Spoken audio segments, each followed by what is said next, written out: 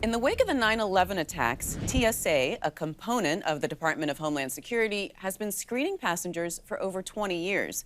Now the agency is modernizing their screening technology and expanding capacity.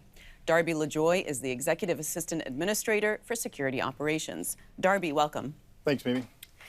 Let's talk first about the new checkpoint technologies you're rolling out. The first is credential authentication technology at the beginning of the checkpoint. Tell us about that. Yeah, thanks for that question, Mimi. That's really, for us, this is the most critical part in the entire screening process. I think it doesn't get nearly the attention it deserves, right? A lot of people focus on, when they're walking through the big checkpoints, through the big, technology we have out there and putting their bags through the x-ray machines. But at the CAT machine, that's the very first part in the screening process where we're doing a couple of key things. The first is we are validating the identity individual. It's important to us to make sure that we understand, in fact, that you are who you say you are. And when we first started this nearly 20 years ago, we were using lights and magnifying glasses to do this, right? So this is a sea change in terms of technology. And so our officers have a direct connection to our secure flight system, which understands, exactly the pre-screening process. And so the officer now on a screen understands that the identity verification documents that they're checking are in fact legitimate, and they have a real-time connection to our secure flight system, so they can in real-time understand exactly the appropriate level of screening and where to direct the passengers into our screening lanes. And eventually, you'll just need to give your driver's license. You will not have to scan your boarding pass as well.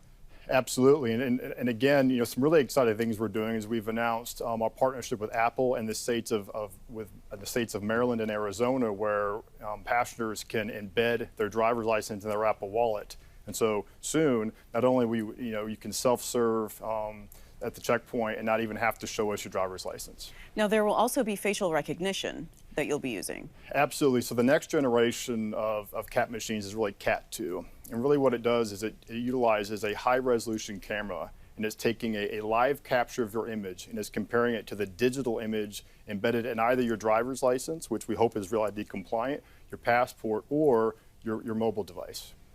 But when you talk about facial recognition, you need to worry about privacy. So what concerns are there around that? Well, absolutely. That's why for us it's very important that we have a very rigorous testing process so we can sort of work out some of the error rates we see in this technology. And all of this is certainly, every passenger who wants to avail themselves of this technology, they self-select in the process. So they have the option to not even go through it if they're uncomfortable with it. Everything is an opt-in process. So the other new technology is a new and better way to look at the content of bags. Yeah. Tell us about that. It's very similar to what we have in hospitals. It's our CT technology, our computed tomography. So just as you go to a hospital, if the x-rays don't tell the doctor enough, you get referred to a CT machine. That's exactly what we're putting in place at our checkpoints. And so, the officers, today, if there's something they have to check in your bag, they pull a lot of things out, they do the bag check that we're all become familiar with. Well, the CT technology allows the officer on the screen itself to kind of rotate, spin it. They can get a 360 view of the image and also produce a 3D rendering. So it is a fundamentally different way they're viewing these images, and we are confident this represents the very best technology to help mitigate some of the threats we're worried about. So, I know that security is the utmost concern, but as a passenger, we're also worried about long wait times. Is this going to help? Is this going to move things along faster, or is it going to slow things down? Well, the key here is, once we deploy these things, the CT technology sets the stage for us to be able to allow passengers to keep more things in their bag, right? So really, we're at that point now where, as we continue to deploy these things, passengers can keep their 311 liquids in their bags, they can keep their electronics in their bags, and that reduces the amount of manual processing that goes on at our checkpoints and speeds the overall process up. So tell me about timeline for rolling these out and how many airports around the country are going to be using these technologies. Well, eventually all of our airports will have them. It's not just the largest airports. Part of our strategy is understanding that somebody can enter the system at any airport. We've got these in use today at big airports, small airports, and everything in between. So currently we have a little around 500 of these machines deployed. Eventually we'll have 2,500 deployed at over 440 airports. And the credentialing technology as well. Will that be rolling out Absolutely. right away? So presently we've procured to over 2,000 of these things. They're in use today at over 1,500 different lanes throughout the system, and part of our strategy is to have this embedded at every single lane throughout the airport system. I want to ask you about prohibited items that are trying to get through TSA checkpoints. You've seen a big uptick in firearms lately. What's going on with that? You know, we have. This is something we've been worried about for a while now. So just last month alone, we stopped over 575 firearms from getting on board aircraft. So for us, this very much is a public safety concern. And what's of real concern is that these firearms, almost 85% of these are loaded. So you can imagine a loaded weapon with a chambered round, haphazardly thrown in a bag, that's thrown on a belt at a checkpoint where we've got lots of people. So it really does represent a very real public safety concern of ours. And we're doing a number of things to help mitigate that. First and foremost, we want people to be educated on how to properly travel with a firearm. And so throughout the country, we've got our federal security directors who manage our operations and all around the country. They've worked very well with state and local partners to help get the word out. They go to gun clubs, they work with state licensing agencies, and we've passed out media to best inform passengers how to properly travel with a firearm. But on the flip side of that, if we think that someone has intentionally brought a firearm to a checkpoint, they face very steep civil penalties and possibly arrest. But typically they'll tell you, look, I just forgot it was in my bag. I had no idea there was a loaded gun. Yeah, and that's generally the response that we get. So one of the things that we've done is we've actually added a number of aggravating penalties. And so if you have a firearm that's loaded, if you have a firearm that's loaded and chambered, if you're a member of a trusted traveler population, all those are sort of aggravating steps where those fines get pretty expensive. Darby, everybody knows the liquids rule, 3.4 ounces.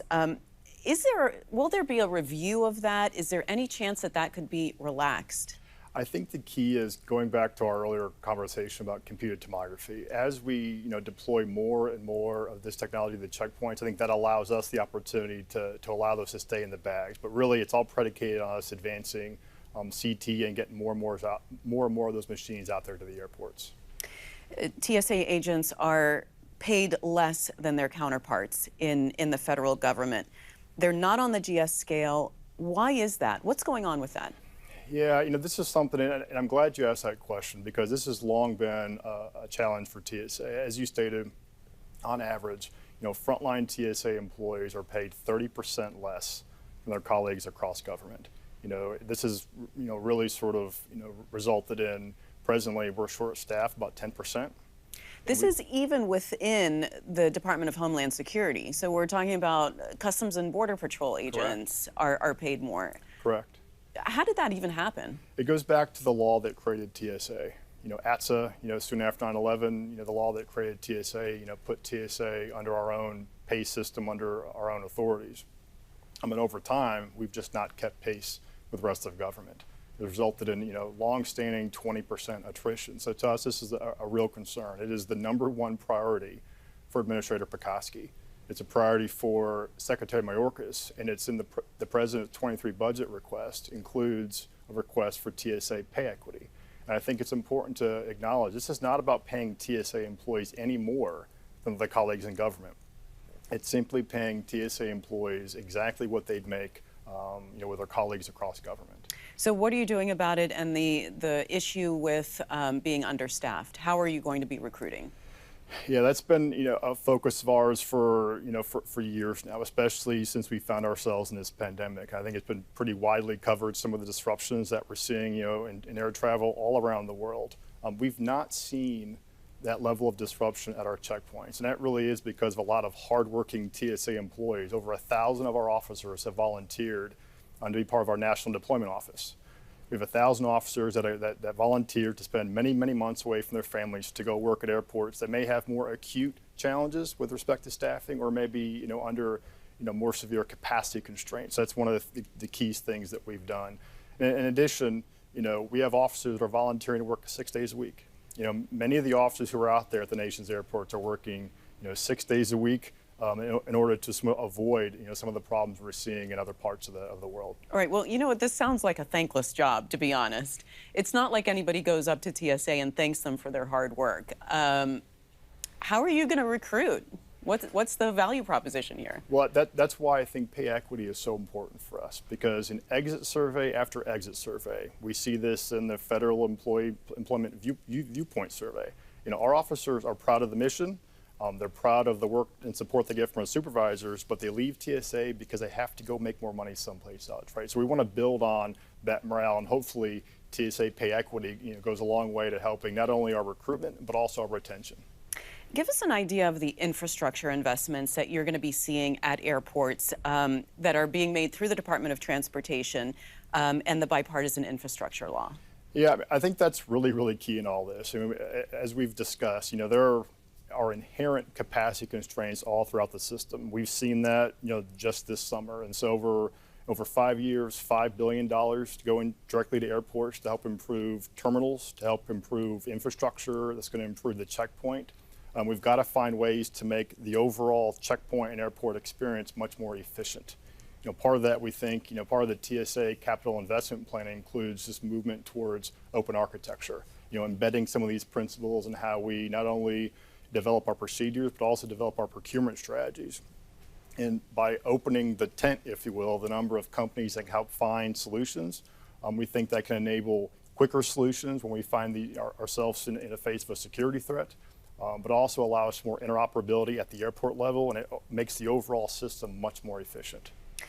The TSA also handles security for ground transportation, including the pipelines. Of course, there was that Colonial Pipeline hack, and you're involved in cybersecurity of that. So can you tell me what you're doing to secure those pipelines? Yeah, and again, you asked the right question. This has been, following the ransomware attack, we implemented a number of some of the very first cybersecurity regulations that existed in transportation. And just yesterday, we reissued our latest security directive. And it was really, really important for us because it represents a fundamental shift we're making towards more performance-based measures.